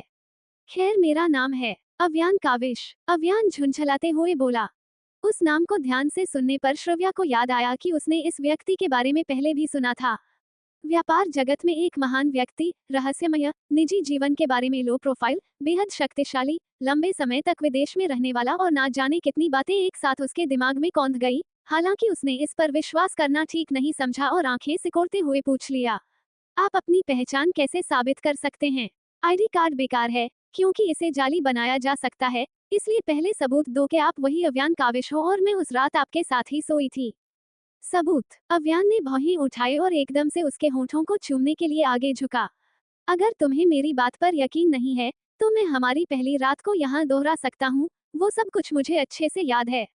तुम्हारी तेज सांसें और धड़कते दिल को तेज धड़कन भी। जस्ट 7 हिडन मैरिज 07 शर्त। अपनी बात खत्म कर उसने धीरे से अपने अधरों को उसके लबों से छुआ। श्रव्या की मुठ्ठियां कस गई, हालांकि उसने महसूस किया कि अव्यान के होंठ थोड़े ठंडे थे और उसकी तेज खुशबू वाला परफ्यूम उसके सिर को घुमा रहा था। हालांकि श्रव्या ने अपना सिर पीछे खींच लिया और आंखें फाड़े धमकाते हुए बोली, मैं तुमसे शादी नहीं करूंगी। तुम लड़कियों को पटाने में बहुत माहिर हो, तुम जरूर कोई पिकअप आर्टिस्ट हो। Pickup artist. अव्यान ने अपनी मोटी भौहें उठाईं। वो दो शब्द परिचित लग रहे थे, लेकिन ये उसके लिए अपमानजनक थे। तुम्हारे पास मुझसे शादी करने के अलावा कोई विकल्प नहीं है, अव्यान ने गुस्से में कहा। जानकारी के अनुसार तुम्हारे पास केवल दो अच्छे दोस्त हैं, राधिका जिसने रेसिंग के दौरान तुम्हारी जान बचाई है, और दूसरा कार्तिक, लेकिन जल्द ही दोनों शादी कर लेंगे और तुम अकेली रह जाओगी। ऐसे में सिर्फ मैं तुम्हें सहारा दे सकता हूँ। उसकी बात गौर करने वाली थी। ये सच था कि इस दुनिया में उसका कोई अपना साथ नहीं था और वरुण शर्मा, उसके पिता विजय शर्मा से बदला लेने के लिए उसे एक मजबूत सहारे की जरूरत थी, जो शायद वही आदमी बन सकता था जो उसके सामने खड़ा था। काफी विचारों के बाद आखिरकार उसने कहा, ठीक है, मैं इस पर हस्ताक्षर कर दूंगी, लेकिन उससे पहले मेरी कुछ शर्तें होंगी। मैं सुन रहा हूँ। अव्यान कुर्सी पर पैर मोड़कर बैठ गया और ध्यान से सुनने लगा। सबसे पहले, बिना मेरे परमिशन के तुम मुझे मत छूना और कोई सपने भी मत सजाना, मैं तुम्हें परमिशन नहीं दूंगी। उसकी शर्त पर अव्यान ने सहजता से सिर हिलाया। ये तो बहुत आसान है, मेरे भी विचार कुछ ऐसे ही हैं। श्रव्या ने आगे कहना जारी रखा। दूसरा, मेरे होते हुए तुम दूसरी लड़कियों को घर नहीं लाओगे या उनसे संबंध नहीं रखोगे। मुझे झूठे रिश्ते में भी धोखा पसंद नहीं है। अव्यान ने सहमति में सिर हिलाया, जैसे कि आश्वासन दे रहा हो कि वो दूसरी औरतों के चक्कर में नहीं पड़ेगा। तीसरा, पब्लिक एरिया में ऐसा दिखावा करोगे कि हम एक दूसरे को नहीं जानते। उसकी तीसरी शर्त सुनने के बाद अव्यान कुछ पल रुका, फिर झिझक के साथ सिर हिलाया। हालांकि उसके मन में एक विचार जाग गया। इस लड़की ने अपनी पहली और तीसरी शर्त के लिए कोई समय सीमा तय नहीं की, काफी भोली सौदागर है। सोचते हुए अव्यान ने अपनी गहरी आवाज में कहा, मैं तुम्हें अपनी शर्त बता देता हूँ, जितना हो सके हमारी शादी के बारे में कम ही बात करना। मैं किसी झंझट में नहीं पड़ना चाहता। सौदा मंजूर है। श्रव्या ने आत्मविश्वास के साथ अपनी भौहों को तान दिया, जिस पर अव्यान खामोश ही रहा। अंडस्को। लगभग 2 घंटे बाद अव्यान द्वारा खरीदे गए कपड़ों को पहनकर श्रव्या ने कॉन्ट्रैक्ट को फिर से पढ़ा और साइन करते हुए बोली, अब मुझे क्या करना होगा? कुछ नहीं, बस अपने घर चलो। अव्यान ने पेपर्स को उठाकर रखा लिया और वार्ड से बाहर की ओर बढ़ा। श्रव्या कुछ घबराई, लेकिन उसके साथ चल पड़ी। हॉस्पिटल से निकलकर अव्यान श्रव्या को सीधे अपने आलीशान विला में ले गया। उसकी भव्यता देखकर श्रव्या को कुछ खास फर्क नहीं पड़ा, क्योंकि वो बचपना से ही ऐसे ही परिवेश में बड़ी हुई थी। कार से उतरकर श्रव्या अव्यान के कदमों के निशान पर चलने लगी। दोनों जैसे ही विला में दाखिल हुए, रात के खाने की खुशबू ने उनका स्वागत किया और सर्वेंट नेहा रसोई से बाहर आई। ओह सर, आपको देखकर खुशी हूँ। आपका बिजनेस ट्रिप कैसा रहा? अव्यान ने जवाब के बदले सिर हिला दिया और थोड़ी देर रुकने के बाद श्रव्या को अपने पीछे से निकालकर आगे खड़ा कर दिया। ये वही हैं जिनके बारे में आपको बताया था। क्या कमरा और डिनर तैयार है? नेहा ने श्रव्या को गौर से निहार, जैसे अपनी मालकिन को नहीं बल्कि नई बहू को देख रही हो। बहुत ब्यूटीफुल हैं, मैडम। इतना कह उसने अव्यान की तरफ गर्व से देखा और आगे बोली, रात का खाना जल्दी ही तैयार हो जाएगा और मेरी मालकिन का कमरा मैंने तैयार कर दिया है। कमरा दूसरी मंजिल पर दाईं और बीच में है। नेहा ने कई वर्षों तक सी परिवार की सेवा की थी। जब अव्यान विदेश में था तब भी नेहा ही उसका देखभाल किया करती थी, इसलिए अव्यान के पिता ने अपने बेटे के देखभाल के लिए उसे मुंबई भेज दिया था। उनकी बातें खत्म होने के बाद श्रव्या ने हाथ जोड़कर उसका अभिवादन किया और आंखें सिकोड़े बोली, नमस्ते आंटी, आपको परेशान करने के लिए सॉरी और कमरे के लिए बहुत बहुत धन्यवाद। इसमें कोई परेशानी नहीं हुई मैडम, यही तो मेरा काम है। आप पहले कमरा देख लीजिए, अगर कुछ बदलना हो तो बता दीजिए। जब तक आप दोनों डिनर करेंगे मैं बदल दूंगी। नेहा ने श्रव्या के सिर को स्नेहपूर्वक सहलाया। उन्हें देखते हुए अव्यान ऊपर कमरे की ओर बढ़ने लगा। श्रव्या भी आज्ञाकारी ढंग से उसके पीछे चली।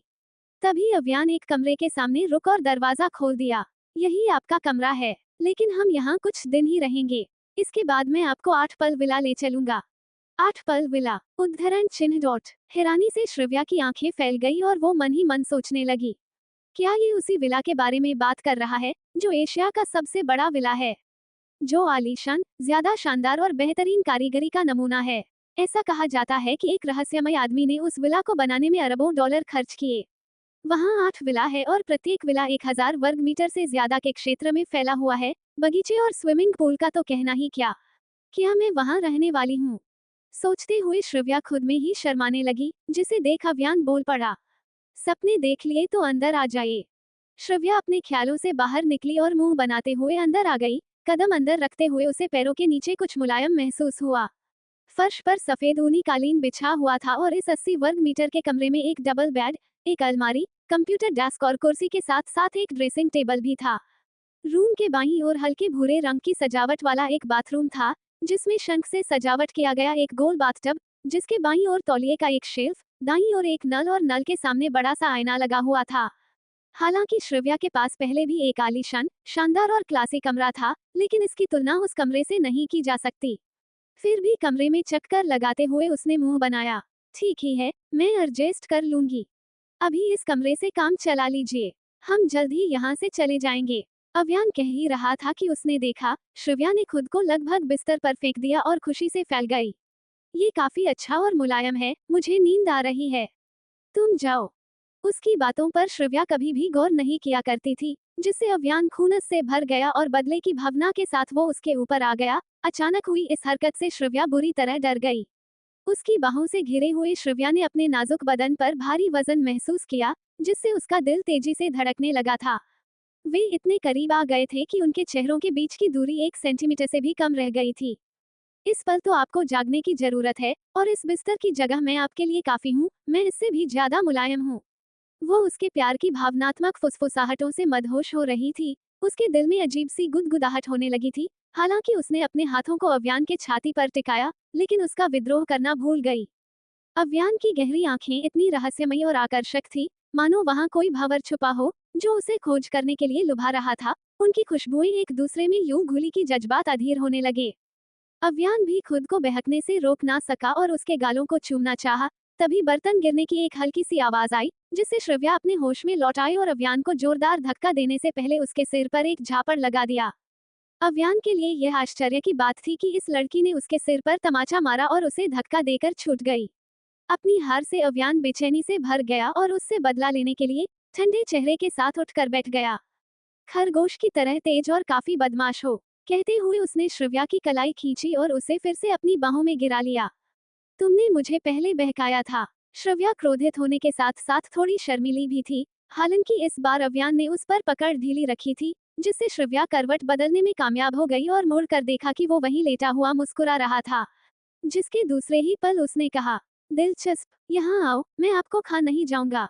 श्रव्या ने एक तकिया उठाया और उसके ऊपर फेंक दिया। अव्यान काविश, मैं तुम्हारी जाना ले लूंगी, तुम कितने बदमाश हो, तुमने वादा किया है कि तुम मुझे नहीं छुओगे और क्या तुम मुझे अपने करीब आने के लिए मजबूर कर रहे हो। कहते हुए वो बेड से उतरकर काफी दूर तक भागी और कनखी नजर से उसे घूरते हुए मन ही मन बड़बड़ाई। पुरुष जात जन्म से ही फ्लर्ट करना सीखते हैं और मुझे यकीन है कि ये लड़का एक माहिर पिकअप आर्टिस्ट है। क्या ये एक बिजनेसमैन के साथ साथ कॉल बॉय है? उसके चेहरे पर बदलते भावों को देख अव्यान ने कुछ अदांजा लगाया और बेड से उतरकर खड़ा हो गया। मेरे बारे में ज्यादा मत सोचिए और याद रखिए कि आज तक किसी ने भी मुझे मना करने की हिम्मत नहीं की है। आप पहली हैं जो मुझसे इस तरह पेश आती हैं। कहते हुए उसने अपने कपड़ों को ठीक किया और दरवाजे की ओर चला गया। चलिए नीचे चलते हैं, नहीं तो भूखे सोना होगा आपको। खराब मूड में खड़ी श्रव्या ने गुस्से से अव्यान की पीठ को देखा और अनिच्छा से नीचे जाने के लिए उसका पीछा किया। अंडस्को डाइनिंग टेबल पर नेहा ने रात का खाना परोसना शुरू कर दिया था। श्रव्या अपनी कुर्सी पर बैठने से पहले बोली, मुझे हाथ धोना है। अव्यान उसे अनसुना करते हुए नेहा से बोला, आपने टेबल पर पानी नहीं रखा, मैं ले आती हूँ। कहते हुए नेहा किचन की ओर भागी। खुद को इग्नोर होता देख श्रव्या ने शांति से काम लिया और अव्यान की ओर झुककर दांत पीसते हुए बोली, कुछ देर पहले मैंने आपको छुआ था मिस्टर काविश, जिससे आपका सारा विष मेरे हाथों पर लग गया। अगर मैं ऐसे ही खा लूंगी तो मर जाऊंगी और आप 5 घंटों की शादी के बाद विडोमैन हो जाएंगे। प्लीज लाइक और कमेंट कीजिए। CH8 हिडन मैरिज 08 लाओ। खुद को इग्नोर होता देख श्रव्या ने शांति से काम लिया और अव्यान की ओर झुककर दांत पीसते हुए बोली, कुछ देर पहले मैंने आपको छुआ था मिस्टर काविश, जिससे आपका सारा विष मेरे हाथों पर लग गया। अगर मैं ऐसे ही खा लूंगी तो मर जाऊंगी और आप 5 घंटों की शादी के बाद विडोमैन हो जाएंगे। उसकी बात सुन अव्यान ने पलकें उठाए और कुछ 2 मिनट तक उसे घूरते रहने के बाद बोला, किचन में हाथ धो लीजिए। Thank you. कहते हुए श्रव्या मुड़ी और किचन में चली गई। हाथ धोते हुए उसने देखा कि नेहा अपने दोनों हाथों में सर्विंग बाउल लिए हुए चल रही थी, जिससे उसने हाथ धोना खत्म किया और आगे बढ़कर नेहा के हाथ से एक सर्विंग बाउल लेते हुए बोली, मैं आपकी मदद करती हूँ। अरे इसकी कोई जरूरत नहीं मैडम, मैं कर। नेहा ने जल्दबाजी में कहा, लेकिन श्रव्या मुस्कुराई और उसकी बात बीच में ही रोकते हुए बोली, कोई बात नहीं, मेरे पास वैसे भी कोई काम नहीं तो मुझे मदद करने दीजिए। दोनों को किचन से साथ आते देख अव्यान के होठों पर हल्की मुस्कान आ गई। उसे श्रव्या बनावटी नहीं लगी। उसे नेहा की मदद करता देख वो उसके सादे प्रकृति की ओर आकर्षित हुआ। मेज पर सर्विंग बाउल रखने के बाद श्रव्या अव्यान के ठीक सामने वाले चेयर पर बैठ गई। नेहा ने उसके प्लेट में खाना परोसा और वापस अपने कामों में लग गई, जिसे देख श्रव्या ने कहा, नेहा आंटी, आप भी आइए हमारे साथ डिनर में शामिल होइए। अपनी बात कहते हुए उसने सावधानी से अव्यान के चेहरे पर एक नजर डाली, जो बिना किसी जल्दबाजी के पनीर के एक टुकड़ा खा रहा था। नौकर को खाने की मेज पर दावत देने से उसे कोई परेशानी ना दिखी तो श्रव्या ने फिर एक बार कहा, आंटी इतना अच्छा खाना बनाया है आपने, आइए ना हमारे साथ बैठिए। नहीं थैंक यू मैडम, आप मेरे सर के साथ खाने का आनंद लीजिए। मैं क्लींजा खरीदना भूल गई, इसलिए मुझे अभी जाकर खरीदना होगा। नेहा ने अपने हाथ धोए, जूते पहने और बाहर जाने के लिए तैयार हो गईं। ठीक है, तो फिर बाहर अंधेरा है, प्लीज केयरफुल रहिएगा, श्रव्या ने अपना हाथ हवा में लहराते हुए कहा। नेहा के बाहर जाने के बाद श्रव्या ने चम्मच उठाए और खाने को घूरना शुरू कर दिया। डाइनिंग टेबल अलग अलग रेसिपी से भरी थी। काफी दिनों से उसने ठीक से खाया नहीं था तो उसकी भूख आंखों में साफ नजर आने लगी थी। इतनी मुश्किलों के बाद आखिरकार उसे खाने का आनंद लेने का मौका मिला। हालांकि मेज पर एक अजनबी भी था, किंतु शायद कुछ दिनों में वे एक दूसरे के लिए अजनबी नहीं रहेंगे। श्रव्या ने अव्यान को देखते हुए सोचा, जो शान से बैठा खाना खा रहा था। अपना खाना खत्म कर अव्यान ने सिर उठाया तो देखा श्रव्या के प्लेट में अभी भी 1/3 पुलाव और पनीर बची हुई थी। इसलिए वो इत्मीनान से बैठा अपने फोन को घूरने लगा। शायद उसे डर था कि मेज से उठने पर वो अपना खाना खत्म नहीं करेगी और उसके साथ ही उठ जाएगी।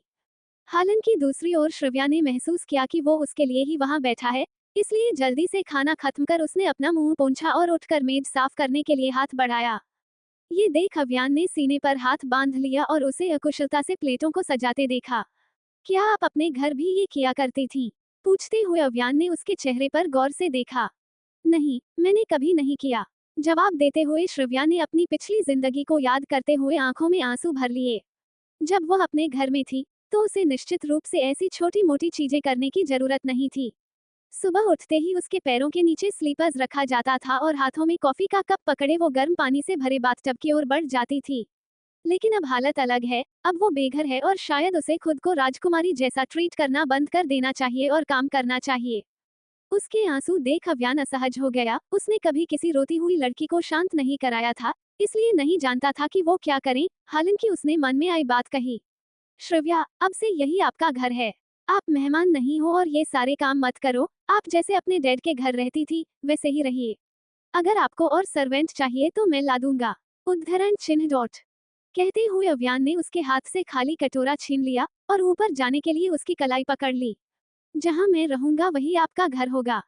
श्रव्या ने उदासी से अपनी पतली कलाई पर उसके बड़े हाथ को देखा।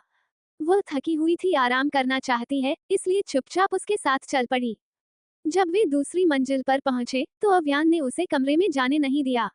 इसके बजाय वो उसे अपने साथ स्टडी रूम में ले गया। मुझे सच में थकान है, क्या हम कल बातें करें? श्रव्या ने अव्यान को कुछ ढूंढते हुए देखकर पूछा।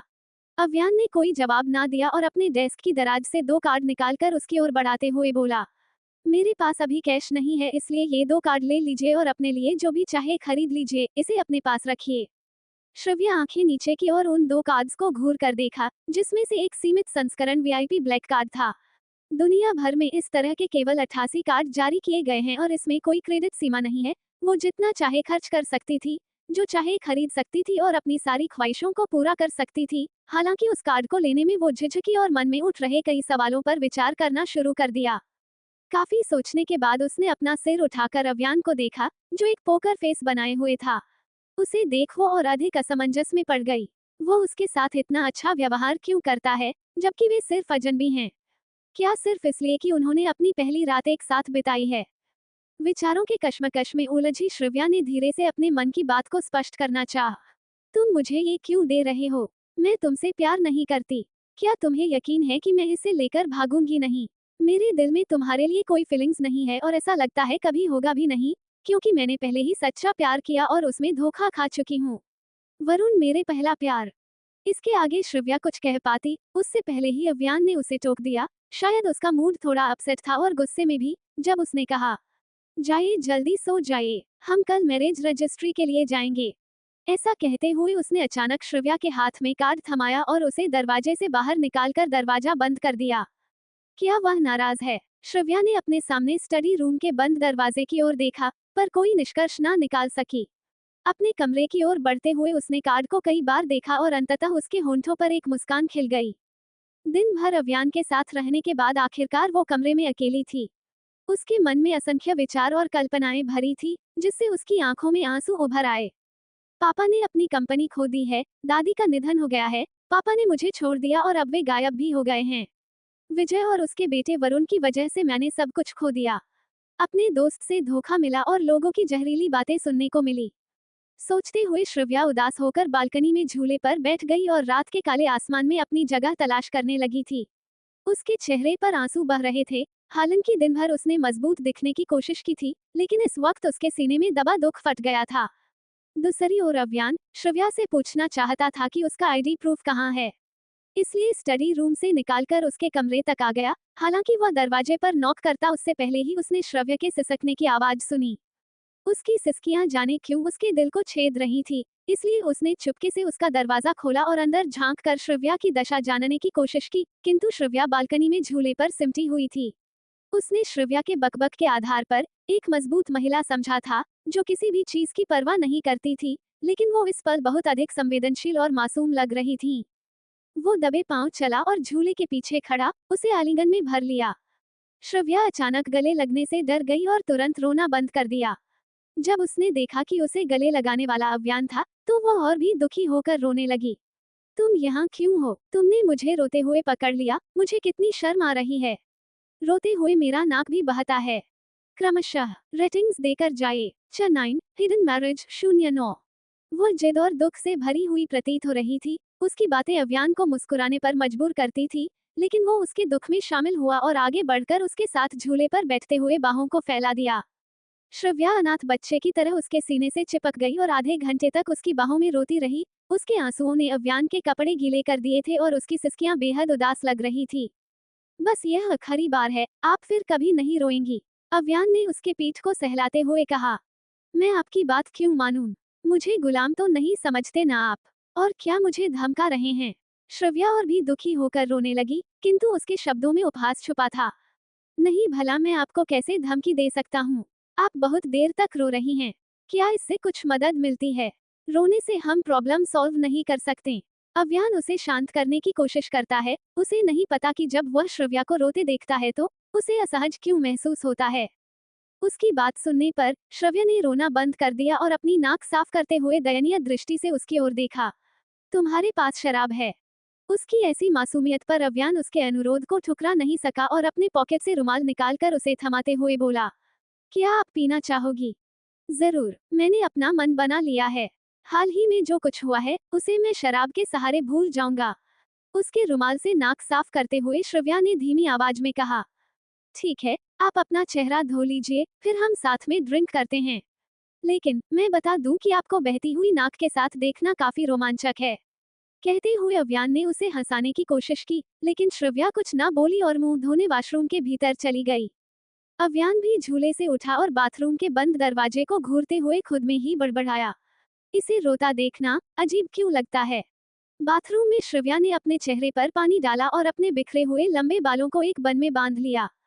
इधर अव्यान ने वाइन रैक को देखते हुए काफी देर तक कुछ सोचा, फिर वाइन की एक बोतल और 2 गिलास निकालकर उसके कमरे में वापस लौट आया, जहां पहले से ही श्रव्या सोफे पर बैठी उसकी राह देख रही थी। किंतु उसके हाथ में रेड वाइन की बोतल देख वो खुश नहीं हुई। मुझे रेड वाइन नहीं चाहिए, मैं कुछ स्ट्रॉन्ग पीना चाहती हूँ। केवल स्ट्रॉन्ग अल्कोहल ही मेरी चिंता और क्रोध को दूर कर सकता है। कहते हुए वो मुंह फेर कर बैठ गई। हालांकि उसकी बातों को अनदेखा करते हुए अव्यान ने बोतल खोली और वाइन को 2 गिलासों में डाला दिया। यही मिलेगा, इससे ज्यादा मैं आपको नहीं दे सकता। श्रव्या ने असंतुष्ट होकर मुंह बनाया, लेकिन उसके हाथ से गिलास लेकर एक ही सांस में वाइन गटक गई, फिर गिलास आगे करते हुए बोली, और चाहिए। तभी अचानक उसकी नजर खाली गिलास पर पड़ी और उसे याद आया कि वरुण द्वारा दी गई रेड वाइन पीने की वजह से ही उसने अपने सामने खड़े आदमी के साथ एक बिस्तर शेयर किया था। उस रेड वाइन में शायद नशीला पदार्थ मिलाया गया था। सोचते हुए श्रव्या ने व्यंग्यात्मक मुस्कान भरी और एकदम से क्रोधित हो गई। वो कमीना, उसे जान से मार डालूंगी। अचानक उसे बड़बड़ाता सुन अव्यान ने वाइन की बोतल पीछे खींच ली और आंखों में हैरानी की भाव लिए हुए घूरने लगा, जिस पर श्रव्या अपने दोनों हाथों को तेजी हिलाते हुए बोली, मैं तुम्हें नहीं कह रही थी, मैं तो उस कुत्ते कमीने वरुण की बात कर रही थी। वो नेवला, उसकी हिम्मत कैसे हुई मुझे धोखा देने की। इस वक्त भी उनके बीच वरुण की बातें थी, जो अव्यान को अच्छी ना लगी और उसने श्रव्या को वाइन देने से इनकार कर दिया। पीने के बाद आप उसकी बात करती हैं, इसलिए अब रहने दीजिए। वैसे भी आप हॉस्पिटल से आज ही लौटी हैं तो आपको कम ड्रिंक करना चाहिए। मुझे मत सिखाइए। कहते हुए श्रव्या गुस्से से उठी, उसके हाथ से बोतल छीन ली और अपना गिलास रेड वाइन से भर लिया। Cheers mister wish. गिलास से वाइन की आखिरी बूंद पीने के बाद श्रव्या ने खुशी से डकार ली और अव्यान के नाखुश चेहरे को अनदेखा करते हुए फिर अपना गिलास भरने लगी। तभी अव्यान ने उसकी कलाई पकड़ी और उसे रोक दिया। बस करो, आप नशे में हो। श्रव्या ने उसका तिरस्कार किया। क्या हुआ, इतने बुरे और कंजूस मत मानो। मैंने तुम्हारी वाइन की आधी बोतल ही खत्म की है, मैं इसके पैसे दे दूंगी या किससे भरपाई कर दूंगी। कहते हुए उसने फिर से डकार ली और पाउट बनाकर आंखें मारते हुए बोली, मिस्टर विश, कहिए मैं आपको कहाँ किस करूं। उसकी ऐसी हरकतों को देख अव्यान खड़ा हुआ, उसे 2 पलों तक निहारा और फिर अचानक उसे बाहों में उठाते हुए वॉशरूम की ओर बढ़ गया। श्रव्या बेवजह शर्माई, उसके पहले से लाल गाल और अधिक सुर्ख हो गए जब उसने पूछा, क्या आप मेरे साथ शॉवर लेना चाहते हैं? अव्यान ने भौहें तान दी और उसे शॉवर के नीचे खड़ा कर शॉवर चालू कर दिया। ठंडे पानी की बूंदें उसके बदन पर पड़ी तो कांपते हुए उसने अव्यान के शर्ट को मुट्ठियों से भींच लिया। उसके कपड़े गीले हो गए और उसके शरीर से कसकर चिपक गए, जिससे उसका सुंदर शरीर लगभग दिखने लगा। ठंड से उसे गुस्सा भी आया और वो चिल्लाते हुए बोली, अव्यान, क्या तुम पागल हो? मैंने अभी तक अपने कपड़े नहीं उतारे हैं, मैं कपड़े पहन के नहीं नहाती, मेरे पास यही एक अच्छा सेट था। अपनी बात खत्म करते हुए उसने अव्यान के उतरे चेहरे पर देखा, फिर कांपते हुए सोचने लगी, क्या वह गुस्से में है? वह भयानक क्यों लग रहा है? मैंने उसे गुस्सा कब दिलाया? अव्यान, जो कि खुद को रोके खड़ा था, अचानक उसकी ओर बढ़ने लगा। श्रव्या ने कदम पीछे खींचे और जल्द ही दोनों शॉवर के नीचे आ गए। क्या हुआ तुम्हें? ऐसे क्यों देख रहे हो? श्रव्या हकलाई। अव्यान ने उसके गीले बदन पर एक नजर डाली और जलन भरे अल्फाज को होंठों से उछाल दिया, क्या वरुण अब भी आपके दिल में है? क्या कभी छुआ उसने आपको? अचानक वरुण की बातें कहाँ से आ गई? वो मेरा पहला प्यार था, जाहिर सी बात है मुझे उसे भूलने के लिए वक्त इसके आगे वो कुछ कह पाती उससे पहले ही अव्यान ने अपनी काली आंखों की पलकों को उठाया और उसके चेहरे यूं देखा कि वो अपने शब्दों को निगल गई। कमरे का तापमान तेजी से बढ़ गया और रोमांटिक माहौल उनके चारों ओर फैलने लगा। रुको, क्या वो गुस्से में है? मन के ख्यालों को झटकते हुए श्रव्या को पहली बार उससे डर लगा, लेकिन वो समझ ना सकी कि आखिर उसने ऐसा क्या कर दिया। अपने कदम पीछे खींचते हुए श्रव्या ने उसके नजदीकियों को इनकार करना चाहा, लेकिन उससे पहले ही अव्यान ने उसके होठों को चूम लिया। उसका बड़ी हथेली श्रव्या के सिर के पीछे जमी हुई थी, जिससे वह अपना सिर हिलाकर उसका विरोध भी ना कर सकी। हालांकि उसने उसके सीने के खिलाफ अपने हथेलियों को दबा, लेकिन अव्यान ने उस कमजोर विरोध को नजरअंदाज कर दिया और अगले ही पल उसके दोनों कलाइयों को पकड़कर दीवार के खिलाफ दबा दिया। पिछली बार वो नशे में थी और समझ ना सकी थी कि वो उसके साथ क्या कर रहा है, लेकिन इस बार उसने थोड़ी सी वाइन पी थी, जिससे उसे थोड़ा होश था और वो जान चुकी थी कि अव्यान खुद को रोक नहीं पा रहा। धीरे धीरे वो और अधिक एग्रेसिव होता जा रहा था, जिससे श्रव्या को दर्द महसूस हुआ और उसने अनजाने में अव्यान के होठों को काट लिया। उनके मुंह के बीच खून की हल्की गंध फैल गई। तीखे दर्द के कारण अव्यान ने उसे छोड़ दिया और भौहें सिकोड़े बोला, आप माहिर हैं इसमें। पिछली बार आपने ही मुझे बहकाया था, फिर आज क्या हुआ आपको?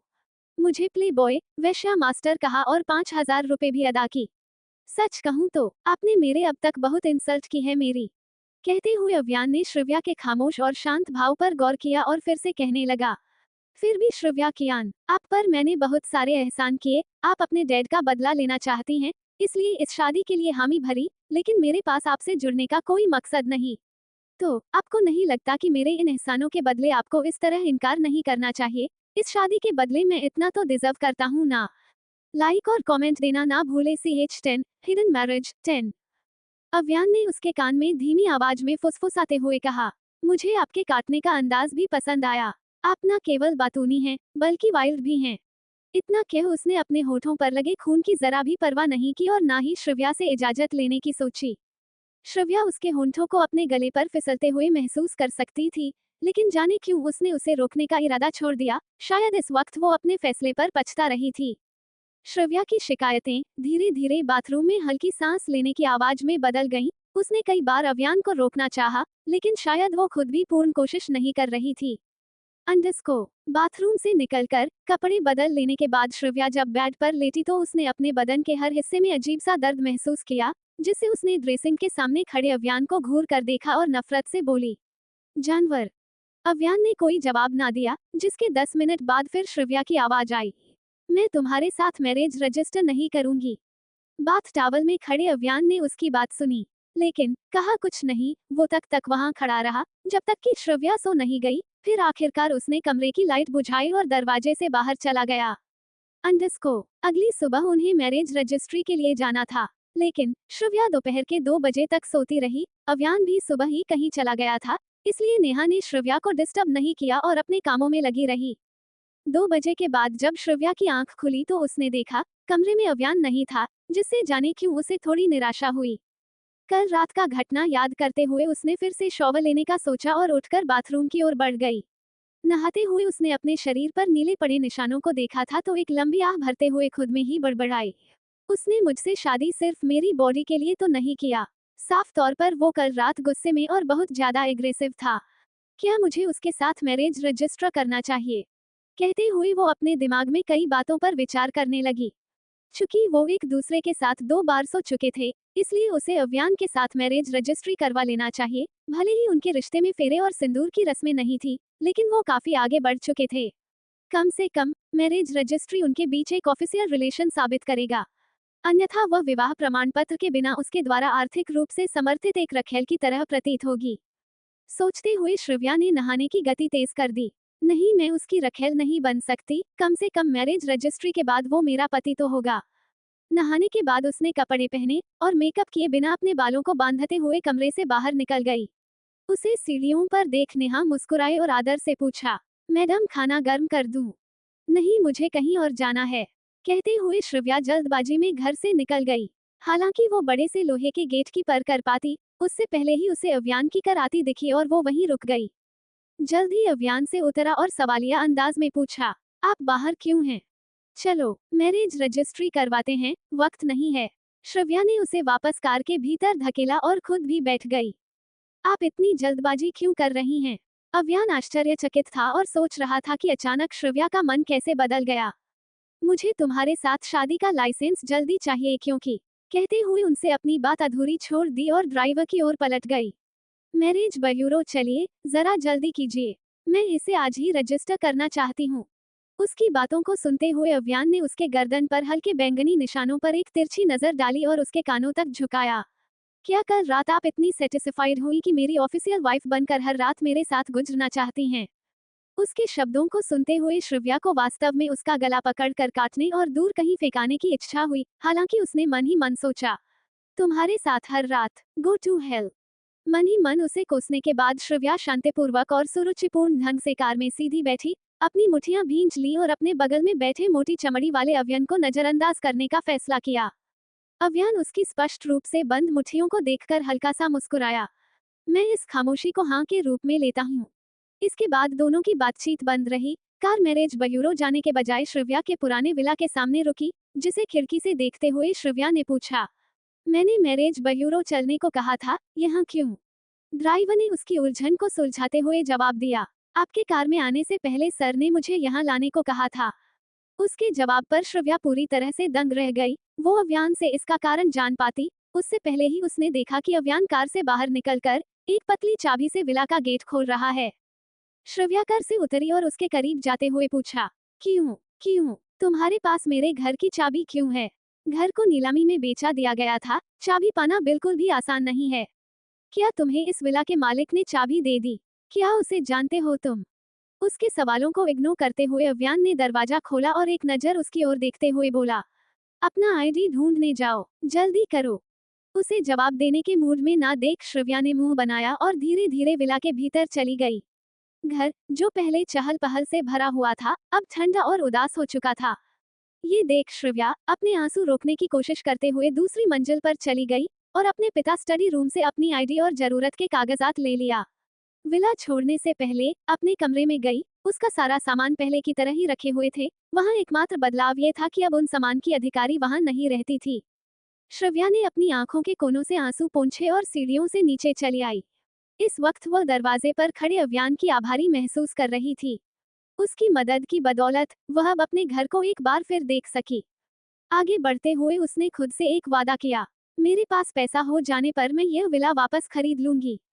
विला से बाहर निकलने पर अव्यान ने गेट पर वापस ताला लगाया और कार में बैठ गया। श्रव्या भी कार के भीतर आई और खिड़की से विला को तब तक निहारती रही जब तक कि वह आंखों से ओझल ना हो गया। अंडरस्को, जब वे मैरिज रजिस्ट्री ऑफिस पहुंचे तो ऑफिशियल वर्क करने में उन्हें लगभग शाम हो गई। सुबह और दोपहर का खाना छोड़ देने के कारण श्रव्या को इतनी ही देर में कई बार भूख का एहसास हुआ। उसके पेट पर हाथ रखने के अंदाज से अव्यान बता सकता था कि वो भूखी है। इसलिए रजिस्ट्री ऑफिस से निकलकर वो उसे एक रेस्तरां में ले गया, जहां श्रव्या ने भरपेट खाना खाया और अव्यान चुपचाप उसके सामने बैठा निहारता रहा। जब से कुछ श्रव्या से मिला था, तब से अभी तक में ये पहली बार था जब वो इतनी चुप थी। उसके चेहरे पर उदासी थी और शायद वो उससे नाराज भी थी। हालांकि अव्यान ने आज तक किसी की नाराजगी पर अधिक ध्यान नहीं दिया था और न ही इतनी अहमियत दी थी, लेकिन श्रव्या की चुप्पी उसे खलने लगी। वो उसकी आंखों में झांकता और उसकी नाराजगी को पढ़ने की कोशिश करता, लेकिन श्रव्या एक पल भी उससे नजरें मिलने की इरादे में नहीं थी। क्रमशः रेटिंग्स की उम्मीद तो नहीं, फिर भी कह रही। प्लीज कमेंट जरूर दीजिएगा।